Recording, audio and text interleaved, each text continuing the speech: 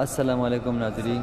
کوہاٹ کے علاقہ کچئی میں خون کی ہولی، فائرنگ سے 2 خواتین سمیت 3 افراد جان بحق جبکہ 2 افراد شدید زخمی ہو گئے۔ جان بحق اور زخمیوں کو ڈسٹرکٹ ہیڈ کوارٹر اسپتال کوہاٹ منتقل کیا گیا۔ پولیس جگہ وقوع پر پہنچ کر ملزمان کی گرفتاری کے لیے سرچ آپریشن شروع کر دی ہے۔